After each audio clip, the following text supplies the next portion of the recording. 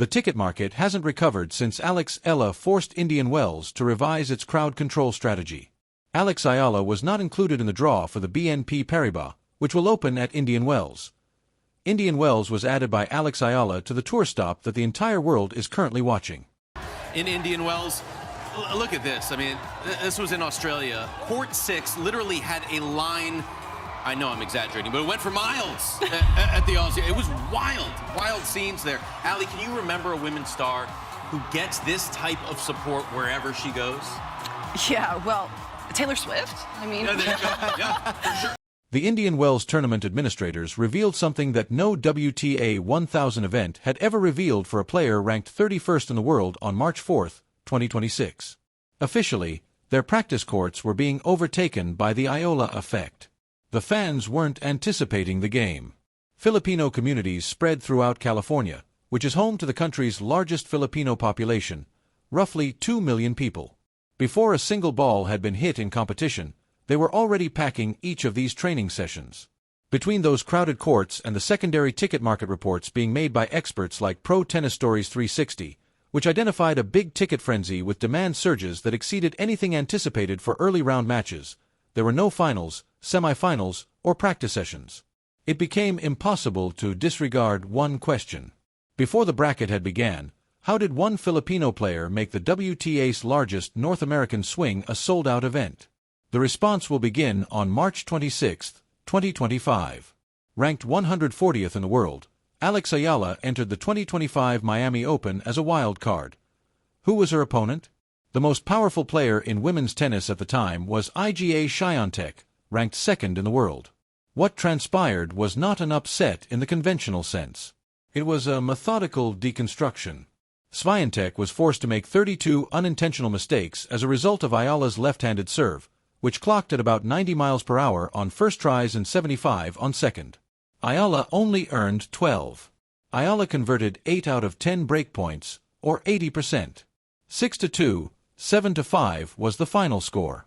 And $332,000, or $160 for that particular tournament, was the total prize money. It almost doubled all of Eala's earnings from her previous career. In just 1 week, her ranking jumped 65 places, from 140 to 75.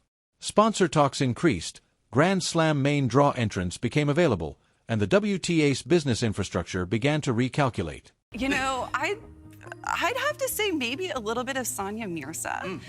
Back in her heyday, obviously the Indian fans took to her and they followed her all around the globe, obviously not to this extent. And I think the ceiling that Alex Eala has is obviously that much higher. And I'm going to bring in a little boxing here because my dad wanted me to be a boxer, but I chose tennis. But Manny Pacquiao. Good call. Manny Pacquiao, we saw him when he, was at the top of his game. And alongside Roger Federer, he actually had more prize money. So I think that if Eala, can keep doing well with her tennis, who knows? The sky's the limit on the court, off the court. I mean, she could be rolling in it, if you will. However, the outcome of Dubai's ticket markets almost a year later cannot be explained by that victory alone. You must comprehend what analysts now refer to as the movable home court advantage in order to comprehend that. The majority of top athletes only have one hometown. One crowd at home. Alex Eala employs about 2 million Filipinos in California and about 1 million Filipinos abroad in Dubai. In any city where there is a significant Filipino diaspora, she brings the equivalent of a home audience.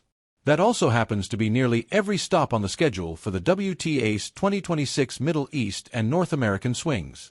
The impact became quantifiable at the 2026 Dubai Duty-Free Tennis Championships. The starting price for official tickets was 65 dirhams, or around $17.70. That was the point of ingress. Then, on February 17th, Eala overcame Jasmine Paolini, the current Dubai winner and world number 8, 6-1, 7-6, after falling behind 5-6 in the second set tiebreak. The atmosphere in the stadium, according to several players and experts, is unlike anything at AA. The secondary market reacted to the 4,000 occurrence. Significant selling premiums on Eala's quarterfinal sessions began to surface quickly.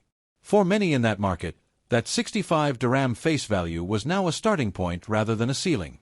At that point, the players themselves began to validate what the statistics had already revealed. She's got a smile that lights up a room too, you know. And I remember last year when she beat Iga Swiatek, and she kind of did it with a lot of grace and humility, you know. And it was really, for me, it was terrific to see her take that match and watch her play after that, and watch her try to continue to progress. Because I like her game, you know. Obviously, she wants to get better than where she is now, the 32 in the world, but she's got a lot of good hand-eye coordination and ability to take the ball early and redirect. But the fan stuff is always fun for me, because whenever you see players from smaller countries, the fans are so passionate when they get up to the top. It's interesting, Ali mentioned Sonia Mirza. She has nearly 13 million followers on Instagram. That's 5 million more than Carlos Alcaraz, and nearly as many as Alcaraz and Sabalenka combined. So that's how big Sonia Mirza is, was, and will be. But Eala going to be seeded for the first time at a 1,000. To find out who she will play in the second round, check out the draw.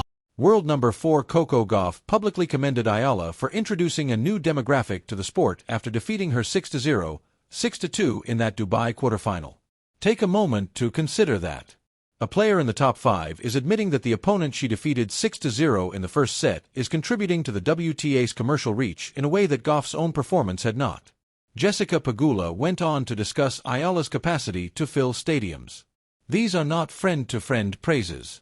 These are market analyses given by the top players in the sport during press conferences following games.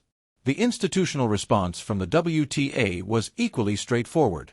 The first Philippine Women's Open 125 event is scheduled for January 2026, according to the organization.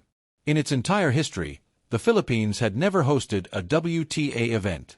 Within a year of the Miami upset, the Eala Effect produced one. Here's what the data supports and what the mainstream media consistently ignores. Eala was the most sought-after female Filipino celebrity on Google in 2025. Out of all the Filipino athletes that were searched, she came in at number 4, only lagging behind important international boxing and basketball matches. Over 170,000 people watched a pre-tournament press conference for the 2026 Australian Open on YouTube. Alexandra Eala highlight reels 254,000 people viewed greatness. The 2025 U.S. Open's tie-break highlights brought in 1.2 million. Despite having a ranking that had never once broken the top 30 until February 23, 2026, Eala's Instagram account had amassed almost 800,000 followers by early 2026, making her one of the most followed players on the WTA Tour outside of the top 10. Eala became the highest-ranked Filipino in WTA history on that day, reaching global number 31. However, neither the cost of tickets nor the number of viewers is the most illuminating piece of information in this whole narrative. Eala reportedly accepted a $45 million endorsement deal with Wilson Sporting Goods, according to a rumor that went viral in September and December of 2025. Fact-checking organizations investigated it. Wilson and Eala's team did not make any statements, nor was there a deal. The market's estimate of Eala's endorsement value had already surpassed what the inked contracts actually showed, so even though the narrative was wholly made up, it continued to circulate. Her certified sponsorships are genuine and expanding. Eala's photo is currently on display at Nike World Headquarters in Oregon with the company's all-time icons, having been a part of Nike for more than 5 years. When Eala was 8 years old, Globe Telecom signed her as an ambassador. Babolat, Philippine Islands Bank.